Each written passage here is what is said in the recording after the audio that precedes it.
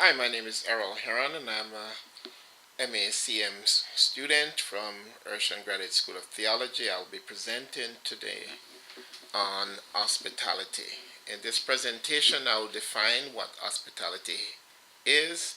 I'll give an explanation or defense as to why I think it should be a personal spiritual discipline. I'll provide biblical support for this Christian ethic and show what writers from professional journals have to say about it. And at the same time, I'll give some practical helps. What is hospitality?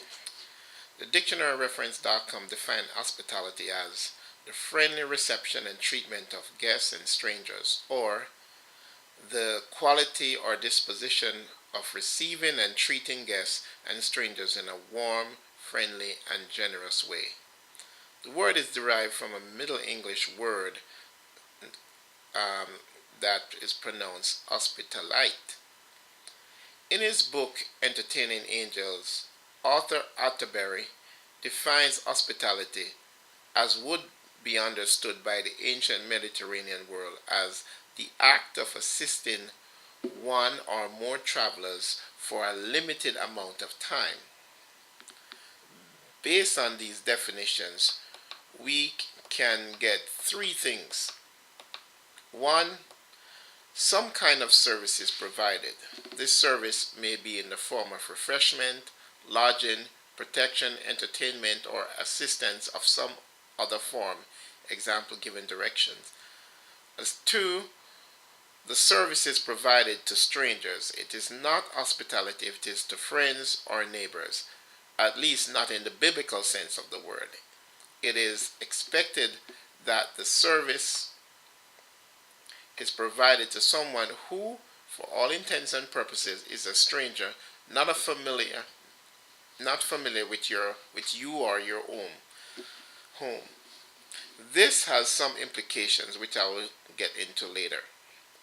Thirdly, the service must be for a limited time. It's not for an unending period. It would not be hospitality anymore.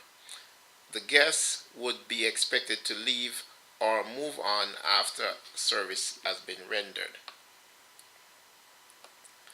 Why do I think hospitality is a Christian discipline? I believe that hospitality should be a Christian discipline because there are scriptural examples that demonstrate that this is a Christian ethic. Throughout the Bible, we read countless examples of hospitality demonstrated and are expected by those who seek it. It is the theme of the Bible. We should show kindness to others, even strangers. Further, hospitality provides opportunity for the recipient to be refreshed, revived, and feel protected, while at the same time provides a blessing to those who give hospitality. To expand on this, I will provide biblical evidence for hospitality as a Christian discipline, and then some information from scholarly journals that supports the notion of the import of this Christian ethic. Biblical support. Woven through scriptures is a clear theme of hospitality intended from the fourth chapter in Genesis, when God set a mark of protection on Cain, who has become a fugitive and a vagabond. The mark was a warning against those who would see him, and that they should not slay him. Implied in this story is that in some degree hospitality, Cain should be protected. And as we, in our definition, protection was one of the hallmarks or one of the signs of demonstrating hospitality when you give protection to someone. At the end of the Bible also, we see in the book of Revelation an invitation to whosoever will to come and drink of the water of life freely. This invitation was certainly not to those who are already in, but to those who are out, that is, strangers. They were to come and be refreshed spiritually. Let's look at some biblical examples. Consider Abraham and Abimelech. In chapter 20 of Genesis, we read that Abraham traveled in the land of Gerar. In that land was a king, Abimelech. While sojourning there, the king took Abraham's wife Sarah, and before he could harm her, God spoke to him in a dream to not touch Sarah because she was Abraham's wife. It should be noted that Abimelech was expected to protect Abraham and his family while they sojourned in the land. He even provided Abraham with cattle and servants and offered him a place to stay. This is hospitality. Consider again Lot with the angels in Sodom and Gomorrah. Lot also showed hospitality to the angels when they came to Sodom. He let them into his house, fed them, and gave them a place to lay for the night. Contrary to this, the men of Sodom were not so hospitable, but wanted to harm the men who came into Lot's house. It's interesting that the men of Sodom confirmed their wickedness in their lack of hospitable behavior.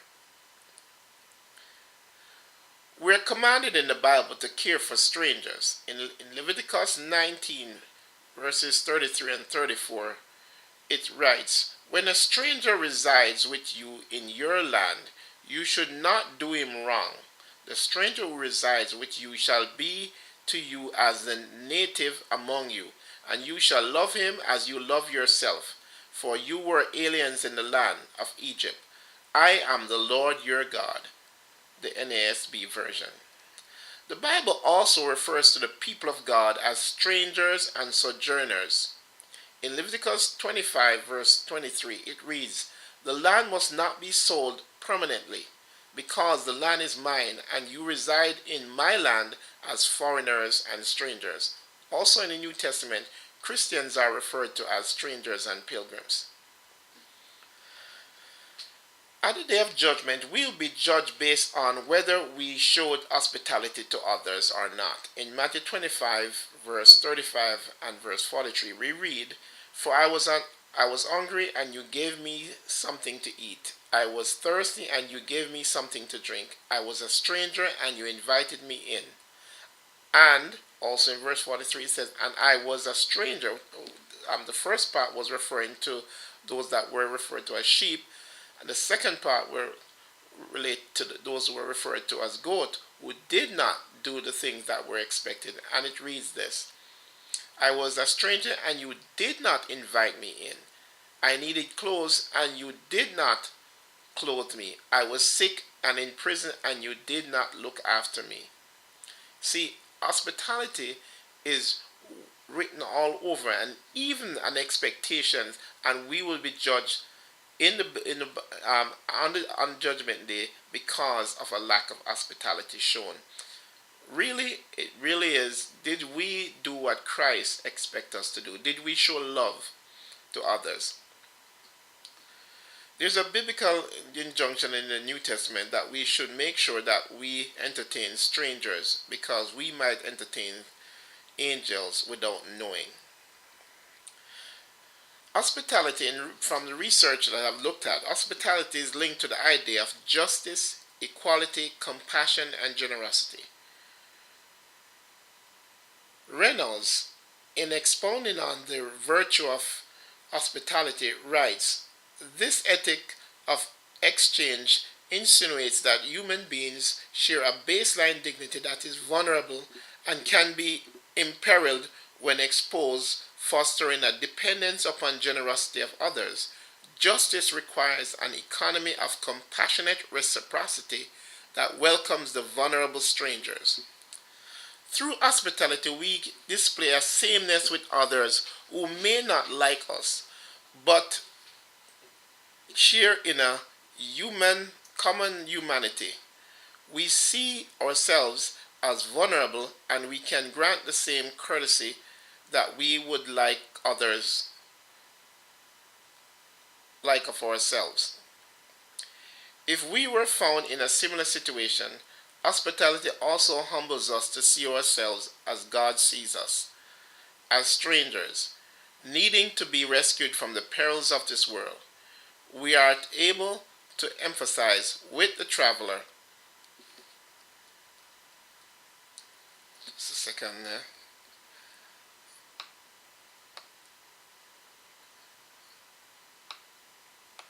Or stranger who walks through the church door or even at times our house to ask for alms or support in some way. Like no other discipline, we can demonstrate the gifts of mercy and compassion when we extend hospitality to others in need. Another important factor is that when you let someone in your house, you express courage also because you become a victim. You become vulnerable to a stranger's reciprocal goodwill.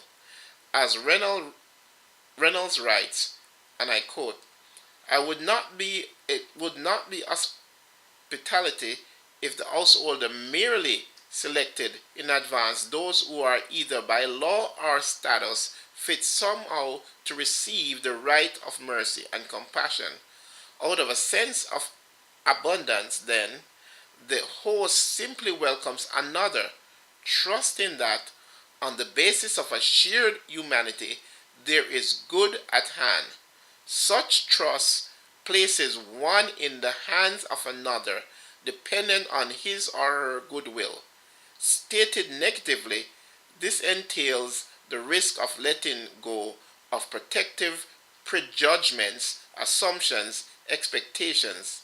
Stated positively, as suggested by the subtitle of Mitchell Herzberg's book, Hospitality trades on a courage that opens outward and expects surprises. End of quote. However, this does not mean that one should blindly trust anyone in your house and allow them to do as they please. Rather, what this means is that it is that, and I quote, a yielding or a giving away, a means to be with or present to another. For Reynolds, hospitality, therefore, it provides a window into the blessing of a veritable trace of God's presence. There are also unique traits of hospitality as it relates to us as teachers and preachers of the Bible. Thomas Groome talks about the different kinds of hospitality that must be shown by educators. He said, generosity is at the heart of education and it is revealed in various hospitalities. Psychological hospitality is a kind of emptying of oneself. It is like empathy. Um, Groom quoted, referenced. You see, we need to show empathy towards those whom we teach so that they can respond to the teaching with confidence, feeling being understood by their teacher. Another kind of hospitality that Groom mentioned is intellectual hospitality, and this he means of giving up of our claims to epistemic privilege and sponsoring people instead to their own knowing and choices of faith. End of quote. This allows students to feel as if they are in control of their own learning and faith building. It is not just something that we expect them to believe without investigation.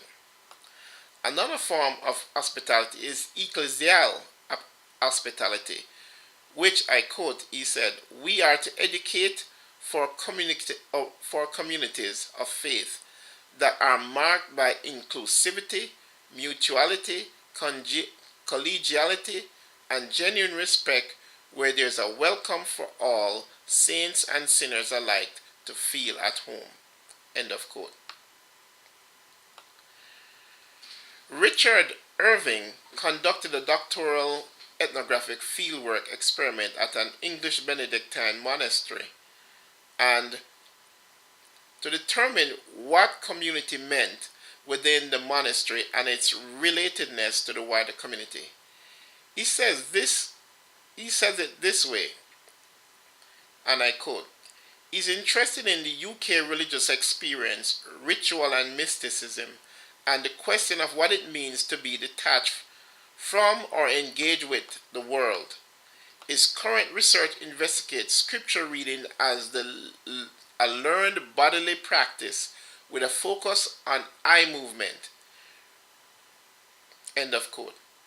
Richard discovered, among other things, that the care expresses the community's openness and awareness of God in others, and also offers an opportunity for contact and witness. The monastery demonstrates to its visitors a form of social organization which is at the once driven by familiar concerns, that is, how to eat, work, read, interact with others, but also ordered in a way which is often at odds with the experience of the wider society. So, through entering into the monastic orarium, guests are given an opportunity to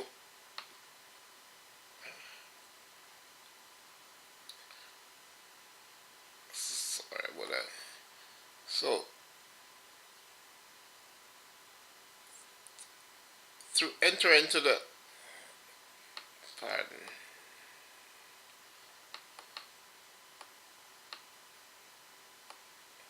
Yeah, guests are given. Let me read that over. The monastery demonstrates to its visitors a form of social organization which is at once driven by familiar concerns how to eat, how to work, read, and interact with others, but ordered in a way in which is often at odds with experience of the wider society. Through entering into monastic orarium, guests are given an opportunity to observe the social life of the monastery, that is, the life of a Christian family in action, and perhaps even to assess their own lives in a new light.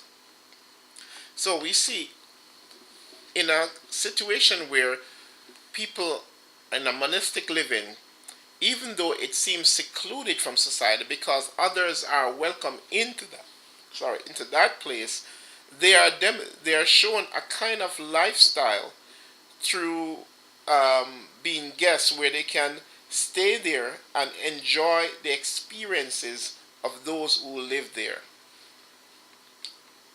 Some practical some practical applications to um, hospitality.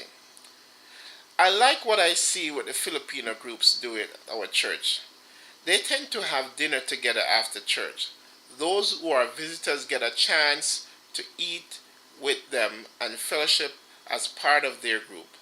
This is a great way to show the love of Christ among the believers. If the unbeliever is not persuaded by the preaching, he or she will be convinced by the fellowship demonstrated. As the saying goes, they will know we are Christians by our love. Another practical application is that when I was living in British Columbia, when I moved there to do my graduate studies, we were new to the church and to the community. However, members from the church, they took us out for dinner on Sunday evenings. And on other times during special holidays like Christmas, some members of the church would invite us to their home to have dinner with their family. These are only two practical ways that I would invite us to consider when we're thinking about hospitality. Thank you very much. God bless you.